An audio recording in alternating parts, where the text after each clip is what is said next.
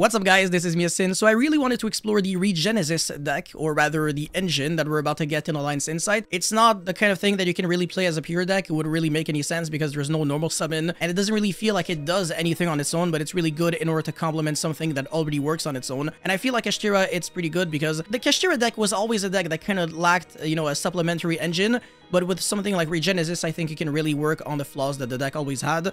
And you don't really have to summon from the extra deck in order to make the Regenesis card look really good. So even if you're locked under all kinds of restrictions, it really doesn't bother you too much. And like I said, I think it's really good. It adds a lot of, depth and a lot of power and consistency to whatever deck you slash it in.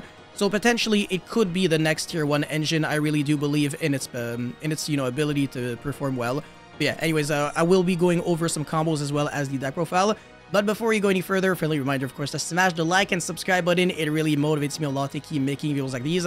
And also, huge, massive shoutouts to my CRYSTRON spreadsheet. Just in case you've never heard about it, here is the promo. So just in case you didn't know much before, the spreadsheet has absolutely all the info you need if you are planning on building the CRYSTRON deck, which is the best deck that is coming out of Supreme Darkness. My spreadsheet features visual support, which includes images and videos, while being easy to understand, regardless of whether or not you had prior experience with the deck.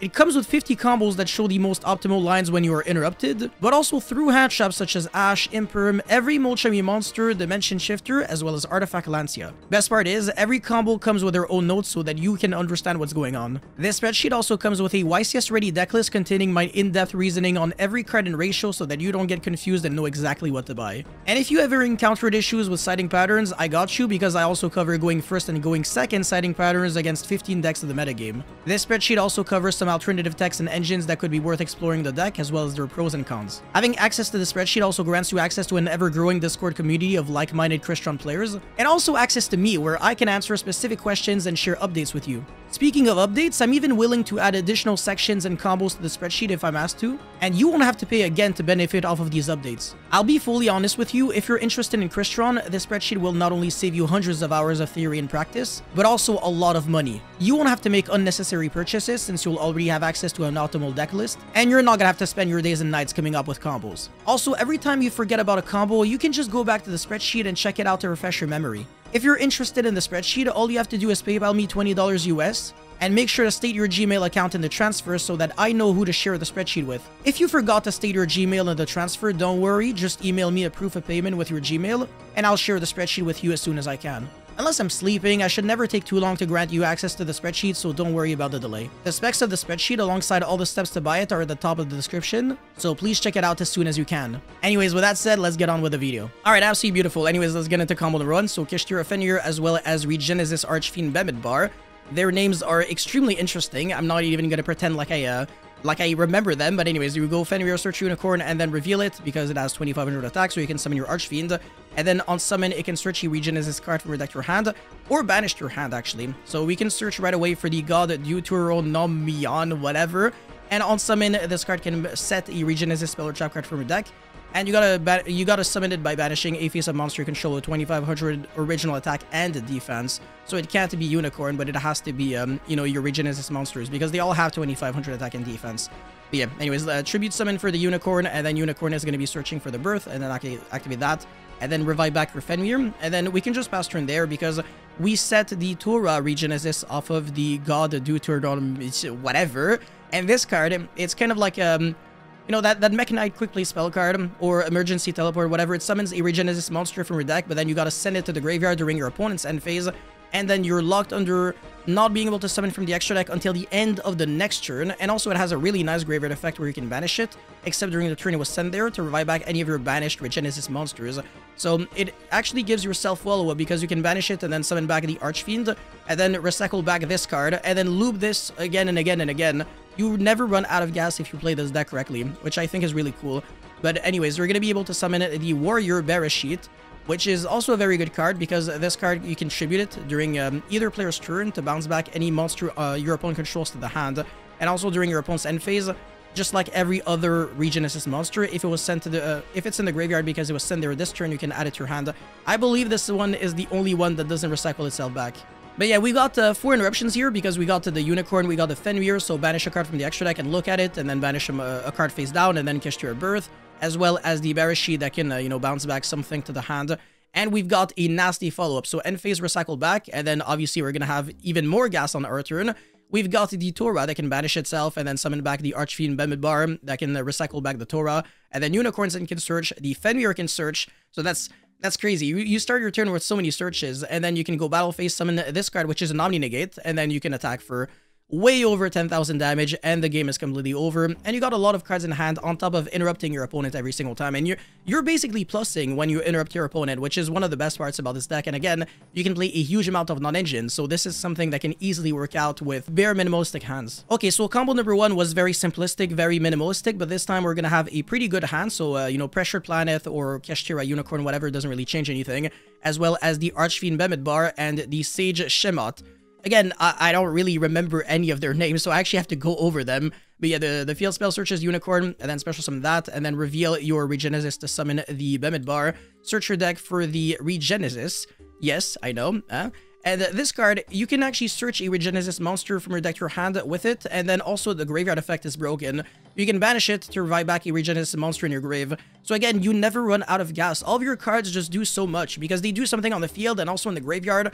Consistent recursion, consistent recycling abilities. It's insane. But yeah, summon your god is something, set your trap card. This card is the nuts. You're gonna see in just a second. And then, yeah, whatever. Unicorn Search Theosis, special summon the Sage Shemot or something. Link off into my IP, because the Theosis is gonna lock us under rank 7. Well, actually, just exceeds monsters in general. And then, yeah, summon the Fenrir off of Theosis. Fenrir Search the Kashtira Art. And then special summon that, banish your Birth. And then banish 3 cards from your opponent's deck, and then overlay for Shangri-La, and then end phase, and then, yeah, I mean, pass turn. This is where it gets really interesting. So on your opponent's draw phase or standby phase, you can activate the Regenesis Birth, and then you send it to the graveyard in order to summon as many Regenesis monsters from your graveyard, banished, and hand, if I recall correctly. So you can summon the Sage Shemot and the Archfiend Bemidbar, and the Archfiend can search on activation, on summon, sorry. And then the Sage Shemot, whenever your opponent activates a card effect, you can send another Regenesis card from your hand or field to the grave, negate the activation, and if you do, destroy it. So it really is an Omni Negate. And also the Shangri-La can summon the missing Kashtira. So we got Unicorn, Fenrir, you know, the Birth, the field spell, and the Shangri-La. We've got the IP into SP, and then we got the Omni Negate from the Sage Shemot, and 3 Regenesis monsters in rotation with the normal spell card as well. So our opponent can try to evenly us. It's not going to change anything. We can just negate that. And during the end phase, hypothetically speaking, if our opponent were to like break the full board, we would have 3 cards that would be going straight up back to the hand, because, you know, the Sage Shemot, let's just say it dies, and then the same thing with the Archfiend Bemidbar. On the end phase, you go effect, get back to the hand, effect, get back, and then same thing with the Warrior Bereshit. So you start your turn with 3 cards in hand already, and then you draw for turn, and then you got a crazy graveyard, and you can play from there. It's absolutely disgusting. And also, if you got access to like a way to banish a Theosis, you can recycle back the Birth, and then you can revive back a bunch of monsters, search even more. It's absolutely crazy. Like I said, you never run out of gas. This is my favorite thing about this deck for sure. And also IP into SP in this deck, it makes sure that your cards hit the graveyard so that you can summon them again next turn. And even if your opponent doesn't really do anything productively, because of the fact that they were summoning off of the trap, they are gonna go straight to the graveyard during the end phase, so you just get them back. Anyways, for the deck profile, this is, at the end of the day, a pure Kashtira deck featuring a very small Regenesis engine, just because I don't really think, well, first of all, there's not a lot of Regenesis cards at the current moment, but also, I don't really think you want to play multiple of the same Regenesis card. They're all once per turn, they all recur themselves back. They all kind of search each other in a way. I mean, not really. There's only like a couple of search cards here, but you don't. I think this is optimal, honestly, in terms of ratio for them. But yeah, for the Kashtira cards, 3 Unicorn as well as 3 Fenrir, 3 Field Spell, and the Terraforming. So all these cards are juice cards. The Fenrir searching Unicorn is nice because then it means that you can summon your Archfiend Bemidbar very proactively. And then obviously the Prosperity, double Theosis, and double Rizard, double Birth. I don't really want to play too many copies of these cards because they can easily clog in my hand. Even though in the pure Kashtira deck, you can argue you just max out on 3 copies of each of these cards.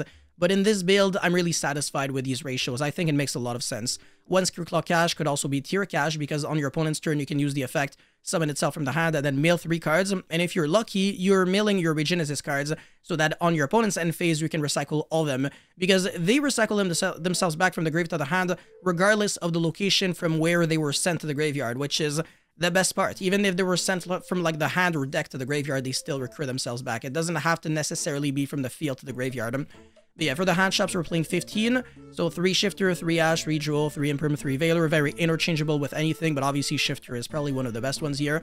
And then for the Regenesis cards, we're playing one of each and every single Regenesis card that currently exists in the game, except for the Dragon Vayikra. This one's just like one of the worst because, well, first of all, it's level 8 and not level 7. But also another issue that I have with this card is that all it really does is banish an opponent's spell or trap card, whereas the Warrior Bereshit is a level 7, so that's already better because obviously in a rank 7 deck, that's kind of nice. But also bouncing back an opponent's monster, I think usually is better for game 1, and then you can side one copy of the one that is kind of like a Cosmic Cyclone. But yeah, one god Deuteronomion, this is kind of like a really weird Regenesis monster, and it's also a level 10, and it doesn't recur itself back. And also, even if you like properly summon it, you can't revive it back again, which I think is a little frustrating, but it's not the end of the world. One Archfiend Bemidbar, this card's really good, but it doesn't really do anything on its own. You do have to have another monster with 2500 attack or defense in order to summon it. As a matter of fact, every single Regenesis monster does nothing at all on their own, whereas the spell cards, they're really good on their own. So you can actually argue that maybe Torah and Regenesis, well, Torah, Regenesis, and Regenesis, these cards could be played at 2 or 3 ofs, and I'm honestly not against it. As a matter of fact, if you have any feedback on how we can make this deck even better, I am all ears. And then finally, one Regenesis Birth. This card is so broken, so insane. It's like a Foolish Burial for Regenesis, so that already is good, and also a Book of Moon. Everything about this card is cracked, and also you're Foolishing for cost, which is even better. Honestly, this card, I couldn't really have asked for any better. Even if, like, you want to play multiple copies of Regenesis Birth, that would also be nice. And also, this card is Regenesis Birth, and then we got Kashtirat Birth. Yeah, we have a lot of birth cards in this. I mean, we only have 2, but still. Yeah, okay. For the extra deck, doesn't really matter too much. You're rarely going into it, but whatever. Zeus, Typhon, Dark Armed, Draco Sack, which actually is one of the better cards, as well as Big Eye, Infinitrek, Mountain Smasher for like a 4 material Zeus, Double Shangri-La, the Deco Talker Heat Soul, as well as the Donner, and then SP, IP, G Golem, and 2 Link Spiders. I'm not much of a Kashtirat player, so I can't really pretend like I really go super often into like most of these cards, but my favorite cards in the extra deck here are definitely, well, Zeus, Typhon, and then Draco Sack, Big Eye, maybe Shangri-La a little bit, even though it's not even that great. It's really good when you have when you got a field spell though, because then it actually has an extra effect to like destroy a card. Well, the field spell will. And then IP into SP, extremely good with the Regenesis cards. But yeah, the idea section, not super relevant, but like I said, multiple copies of Torah Regenesis and Regenesis. The Dragon Valkyria or Vayikra. My god, the Heracles 1 is really cool because every single Regenesis monster has a different type. So there's Dragon, Warrior, Spellcaster, Fiend, and Illusion. And then you got your Psychic monsters, so there's pretty much no conflicting whatsoever. Dino-Rester Pancratops, another level 7 monster that's really good going second. Your deck doesn't need its normal summon, so going second you got access to Lava Golem, Sphere Mode. I don't know why Duster and Cosmic are there, but yeah, really not relevant like I said. Anyways guys, thank you so much for watching. Don't forget to like and subscribe, and I'll see you guys very soon. Peace.